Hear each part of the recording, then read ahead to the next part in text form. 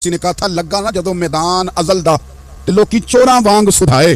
किसी ने लुट लई इलम जवानी, किसी हासे चोली पाए। आजम वेख जहालत साडी, असी इश्क खरीद ले आए। वेख ना जहालत साडी, असी इश्क खरीद ले आए। और फिर कहने लगे किसी दे सिर दस्तारे इमामत उस इलम पढ़ावन सीखिया है, ते किसी ने पहने फकर दा चोगा उस ज़ुहद कमावन सीखिया है। आजम वेख नसीबा साडा, असी यार मनावन सीखिया है। तू वेख नसीबा साडा, असा यार मनावन सीखे। मेरे अजीज जिंदगी के अंदर देखो, कायनात में सबसे ज्यादा महबूबियत मेरे रसूल पाक की है। मेरे नबी पाक सल्लल्लाहु अलैहि वसल्लम की जुल्फ की बात भी मेरा रब करता है, हुजूर की आंखों की बात भी मेरा रब करता है, हुजूर सैयद आलम के चेहरा वद्दुहा की बात भी करता है, जुल्फ़े वल्लैल की बात भी अल्लाह करता है। मेरा रब रसूल पाक सल्लल्लाहु अलैहि वसल्लम के सीना अलम नशरा की बात भी करता है, पेशानी वल फज्र की बात भी करता है, हुजूर की आंखें मा ज़ागल बसर की बात भी करता है। इतनी महबूबियत कि रसूल पाक चलें तो अल्लाह उसकी बात भी करे, हिजरत करें तो उसकी बात भी करे, जिस शहर में हुजूर रहें उसकी कसम उठाए। और हाल पता क्या है कि महबूब पैदा नहीं हुए तो बाप चले गए। अभी उम्र छोटी थी, माँ की खुल के ज़ियारत होना थी कि अम्मा भी चली गई। दादा कंधों पे खिलाया करते थे, तो तारीख कहती है कि दादा का जनाजा उठा तो पीछे पीछे हुजूर भी आंसू बहा रहे थे। एक वफादार बीवी मिली तो अपने वक्त पे सैयदा खतीजा भी चली गई। एक टाइम आया तो जनाब अबू तालिब भी रुखसत हो गए। मक्के से हुजूर को इतना प्यार था वो छोड़ना पड़ा। सादिक और अमीन कहने वालों ने हुजूर की दावत को कबूल करने से इनकार कर दिया, तो रसूल करीम ने अपनी पेशानी पर किसी किस्म का कोई शिकन नहीं आने दिया। रसूल पाक मदीने आए तो लोग तलवारें लेके बदर में आ गए लड़ने, शहीद करने। हुजूर वहां भी कोई परेशान नहीं होते। मैदान उहद आया तो नबी पाक ने अपने चचा को कटे हुए वजूद में देखा, निकली हुई आंखों में देखा, कटे हुए होंठों में देखा। किसी जगह मेरे रसूल पाक सल्लल्लाहु ताला अलैहि वसल्लम शिकवा करते दिखाई नहीं देते। हुजूर की वो बीवी सैयदा आयशा सिद्दीका रज़ियल्लाहु ताला अन्हा, जिनकी पाकी का रब बयान करे, उन पर मुनाफिकीन ने इल्जाम लगा दिया। इतने पाक घराने पर लोगों ने उंगली उठाई। मेरे रसूल ने आंसू बहाए, पर किसी जगह हुजूर परेशान होते दिखाई नहीं दिए। हम ढूंढने लगे, तलाश करने लगे। जब दरवाजा रसूल पे गए तो हुजूर खुद बोले, मेरे रसूल फरमाने लगे, मेरे गुलामों याद रखना ये सब्र मेरी चादर है, ये सब्र मेरी चादर है, ये हौसला मेरी चादर है। सैयदा आयशा सिद्दीका रज़ियल्लाहु ताला अन्हा फरमाया करती थी, लोगों मुझे अल्लाह की इज्जत की कसम, मैंने हुजूर से बढ़कर किसी को सब्र करने वाला नहीं देखा, किसी को हौसला करने वाला हुजूर से बढ़ के नहीं देखा। उम्मत को क्या हो गया? ये चौराहों पे लड़ रही है, चौकों पे लड़ रही है, घर हैं कि फसाद के आईनादार बने हुए। लोग आके रो पड़ते हैं कि जनाब भाइयों का सलूक नहीं, कोई दुआ कर दें। रो पड़ते हैं जनाब अब्बा के साथ भी लड़ाई हो जाती है, कोई तावीज दे दें। जरा जरा हौसला नहीं, सब्र नहीं। किसी जगह ठहरना तो सीखो मेरे अजीज, किसी जगह ओ यारो आओ ना। मैदान करबला के दो सबक, इस्तकामत और सब्र। कितना दर्जा है सैयदना बिलाल हबशी का।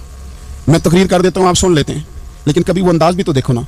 हजरत बिलाल, ओ मेरे दोस्त, जेल के अंदर बंदे के हाथ नहीं बांधे जाते, पैर नहीं बांधे जाते, पर लोग जेल में रोते हैं, तड़पते हैं।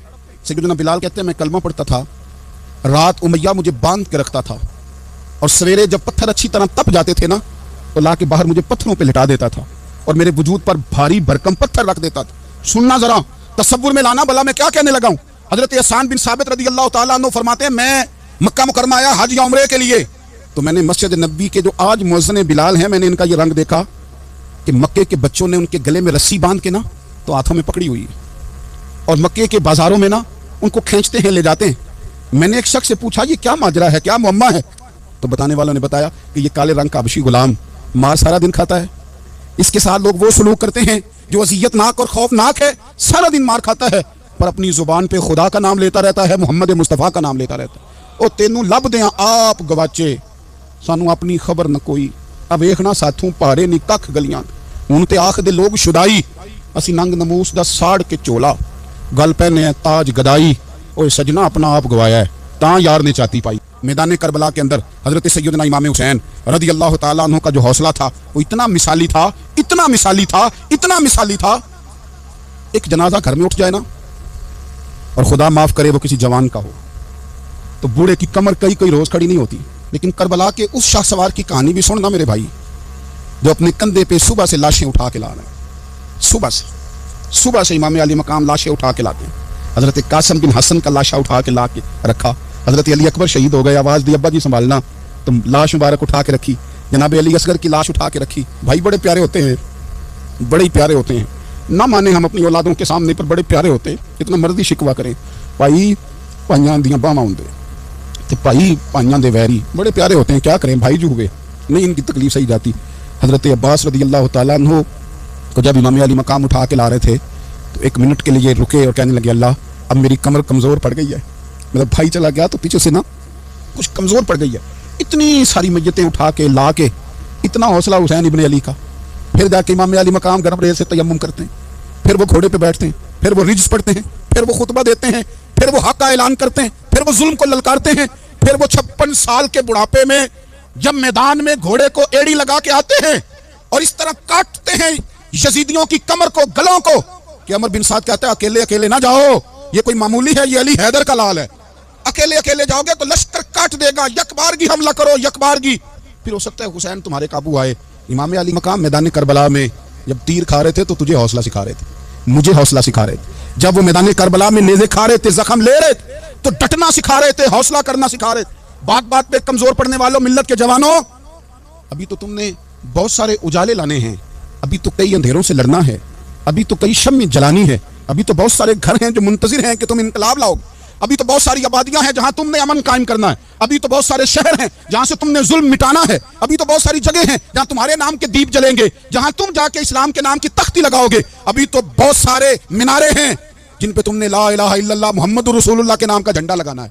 अभी तो आगे बढ़ना है, अभी तो बहुत सारा काम करना बाकी। इकबाल कहने लगे कि वक्त रुखसत है कहाँ, काम अभी बाकी है, और लोगों नूर तौहीद का इत्माम अभी बाकी है। और एक शायर और बोले, वो कहने लगे मुसलमानों न घबराओ, खुदा की शान बाकी है, अभी इस्लाम जिंदा है, अभी कुरान बाकी है। काफिर क्या समझते हैं जो हमसे रोज उलझते हैं, अभी तो करबला का आखिरी मैदान बाकी है, अभी तो बढ़ना है, आगे सफर करना है। कमजोर ना पड़े।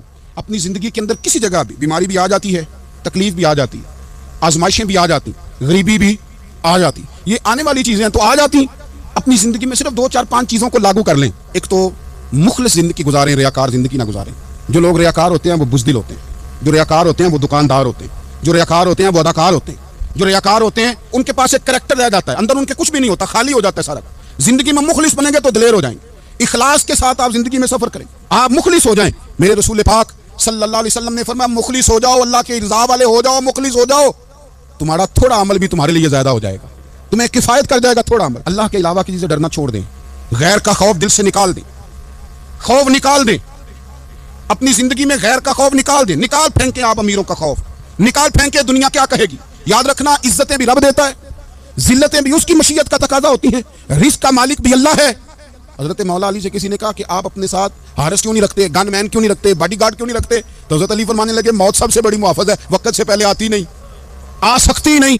आप गैर का खौफ निकाल बाहर फेंके। एक जुमला मैदान करबला में इमाम हुसैन ने कहा था, एक जुमला, और वो जुमला इतना ताकतवर है कि अगर सोने के पानी से लिखा जाए, हीरों से तोला जाए, तो ये सारी चीजें कमजोर पड़ जाएं। इमाम अली मकाम मैदान करबला में जब घोड़े पे सवार हुए, अल्लाह अकबर कह के मैदान में आए, और आपने यजीदियों से कहा कि तुम जालिम हो, जाबिर हो, फासिक हो, इताअत तुम्हारी नहीं कबूल की जाएगी, अब बताओ लड़ना है कि क्या करना है। जब वो लड़ने के लिए मैदान में आए तो इमाम ने एक जुमला कहा, फरमाने लगे लोगों गवाह रहना, आज मैंने इज्जतें खरीद ली हैं और जिल्लतें दूर कर दी हैं। इज्जत है हमारे पास, इज्जत, जिल्लत दूर हो गई। अगर इसके जुल्म से छुप के बैठ जाते, अगर इन तलवारों के सामने कमजोर पड़ जाते, अगर इस बड़े लश्कर को पीठ दिखा देते, तो ये इज्जत वाला मामला लोगों हमने इज्जतों का सौदा किया, हमने जिल्लतें भगा दी, हमने वही सौदा किया जो हमारे अजदाद का तरीका था, जो हमारे असलाफ का तरीका था, जो तरीका हमने अली मुर्तदा से सीखा था और नबी मुस्तफ़ा से सीखा था, वो तरीका हमने कर दिखाया। अल्लाह के गैर का खौफ निकाल फेंके जिंदगी। और तीसरी बात, हदफ मुकर्रर करें।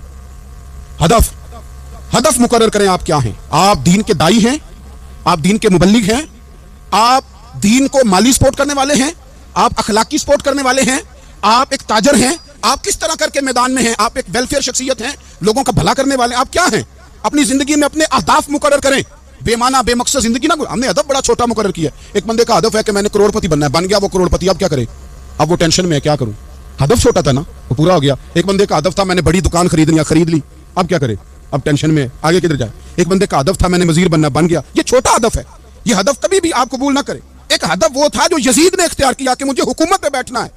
एक हदफ वो था जो उबैदुल्लाह इब्ने ज़ियाद का था कि मुझे गवर्नर बनना है। एक हदफ वो था जो अमर बिन साद का था कि मुझे रे की हुकूमत लेनी है। ये इन लोगों के हदफ थे। और एक हदफ हुसैन इब्ने अली का था, इमाम अली मकाम का था कि मुझे जबर के सामने डटना है, जुल्म के सामने डटना है। इमाम अली मकाम का खून तो बह गया, करबला की जमीन तो रंगीन हो गई, ना उबैदुल्लाह इब्ने ज़ियाद की गवर्नरी बची, न शिमर को हुकूमत मिली, न यजीद कुछ कमा सका, न ज़ियाद का वो जुल्म रहा, न यजीद की वो जफा रही। जो रहा तो नाम हुसैन का, जो रहा तो नाम जो रहा तो नाम हुसैन का जिसे जिंदा रखती है करबला। जो रहा तो नाम हुसैन का। छोटे अहदाफ ना मुकर्रर करो। ये क्या बात हुई?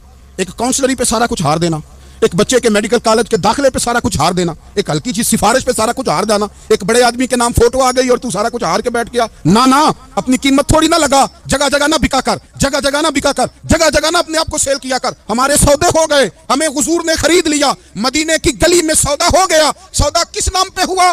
किस नाम पे हुआ? हमने सिर्फ इतना कहा कि या रसूलल्लाह मैदान माशर कह देना कि वो देखो हमारा गुलाम आ रहा है। बस इतनी सी बात पे सौदा हुआ, बिक गए, तय कर लिया, इसको मिराज समझा। भाई कमजोर कैसे पड़ गए हम?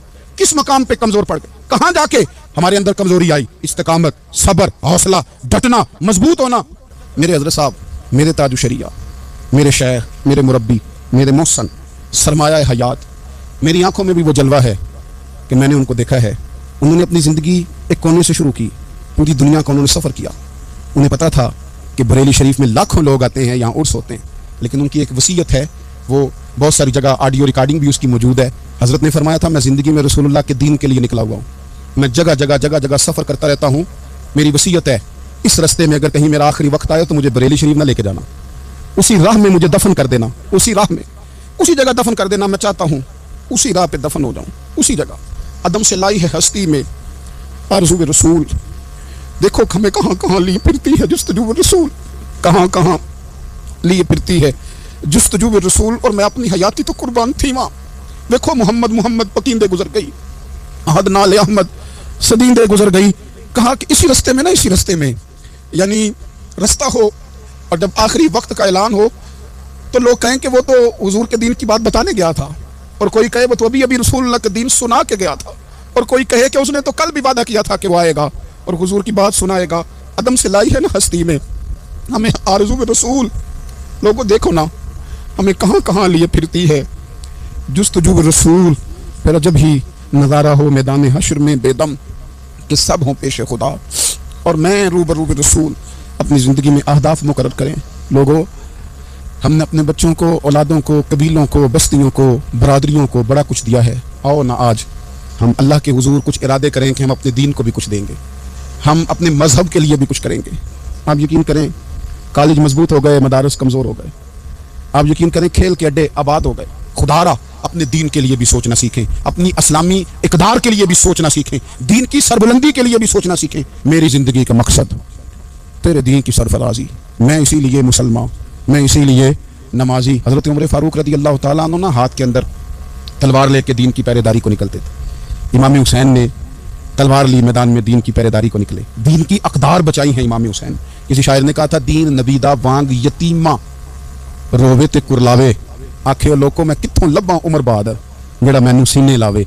इमाम हुसैन ने अक़दार बचाए दीन के। फरमाया फासिक, फाजर, जालिम, शराबी ये मुसलमानों के हुक्मरान हो सकते, तो जो अक़दार इमाम अली मकाम बचाने निकले सारी औलाद समेत, उनको बचाने के लिए मैं और आप क्या इक़दामात कर रहे हैं, हम क्या कर रहे हैं। हमारे मुल्क के अंदर आहिस्ता आहिस्ता आप गौर कर लें, जिना बिल जबर कहाँ चला गया। माज़अल्लाह आम जिना के हालात कितने खौफनाक हैं, ज़्यादतियों की शरह कितनी बढ़ गई है। आप देखें रोज़ वो खबरें, वो चीज़ें सुनी नहीं जाती। मासूम बच्चियां, जिनसी दरिंदगी के जो हवाल हैं, अभी भी लोगों को इंतजार है कि उन्होंने हुसैनी कब बनना है, फिक्र हुसैनी के पासबान बने। यही तो वक्त है जब इमाम अली मकाम आपको पुकार रहे हैं, अपने अपने चक्कर में उलझ कर। इकबाल कहते हैं, हर कोई मस्त मय ज़ौक़े तने आसानी है, हैदरी फ़क्र ने दौलत उस्मानी है, तुमको असलाफ से क्या निस्बत रूहानी है। वो मुअज़्ज़ज़ थे ज़माने में मुसलमान होकर और हम खार हुए तार के कुरान होकर।